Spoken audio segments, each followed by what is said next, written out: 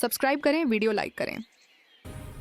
गांव की गली से गुजरती दो औरतें रुककर उर्मी के घर की ओर देखने लगीं। अरे वाह, आज फिर उर्मी के घर से कितनी लाजवाब खुशबू आ रही है।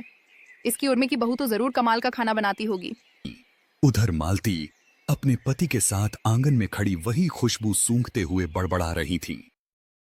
कितना अच्छा नसीब है उर्मी का। मैंने भी विराज से कहा था गांव की लड़की से शादी कर ले, खाना तो अच्छा मिलता, लेकिन नहीं, ले आया शहरी बहू जो कच्चा पक्का बनाकर ऑफिस भाग जाती है। मालती जी, हमारी बहू भी एक अच्छी लड़की है, पर हर लड़की अलग होती है। इतना मत सोचो। अपने दूसरे बेटे शादी गांव की लड़की से कर लेना। ठीक है, शाम को सबकी राय पूछ लूंगी। शाम होते ही बड़ा बेटा, छोटी बहू माहिनी और अंकुश घर आए। देखो, मैं एक गांव की बहू चाहती हूँ। उर्मी की बहू की तरह अच्छा खाना और घर की देखभाल करें। मेरी उम्र हो चुकी है, तुम सब अपने कामों पर निकल जाते हो। बड़ी बहू नौकरी वाली है, मैं घर में अकेली बोर हो जाती हूँ। अब मेरे लिए एक गांव की छोटी बहू भी ले आओ जो अच्छा खाना बनाना जाने।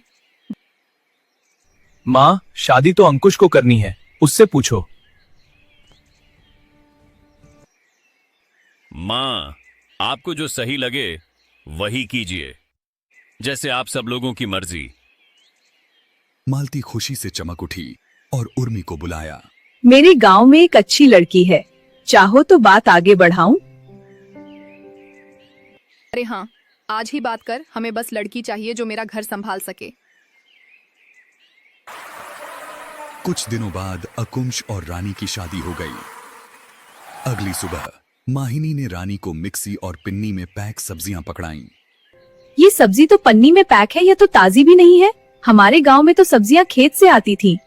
ये मॉल की है, बहुत महंगी। जल्दी से सब्जी बनाओ। माहिनी के जाते ही रानी ने मिक्सी हटाकर सिलबट्टा निकाल लिया। उसने ताजे मसाले पीसे और खाना बनाया। थोड़ी देर में रसोई महक उठी। अरे, आज तो मेरे घर में भी उर्मी के घर जैसी खुशबू आ रही है। माँ, खाना तो गजब बना है, क्या खुशबू है माँ। पर रानी मन में सोचती रही, रानी, स्वाद तो है ही नहीं, सब्जी खुद ही बासी है। इस मॉल वाली ये कैसी सब्जी खाते हैं, मुझे तो बिल्कुल भी पसंद नहीं है। कुछ दिन बाद छत पर मीरा मिलती है। दोनों आपस में बात करती हैं। रानी, मीरा दीदी, आज क्या बनाया? कितनी अच्छी खुशबू आ रही है। मीरा, धनिया पुदीना चटनी, पालक का साग, चावल की रोटी। रानी, अरे वाह, थोड़ा मेरे लिए भी। मीरा मुस्कुराकर भेज देती है। मार्केट में दोनों फिर मिली। रानी, मीरा दीदी, आपकी चटनी में वो स्वाद कैसे आता है, मेरी में नहीं। मीरा, क्योंकि फर्क ताजी सब्जियों का होता हो। मीरा, और हाँ, मैं सिलबट्टा भी इस्तेमाल करती हूँ।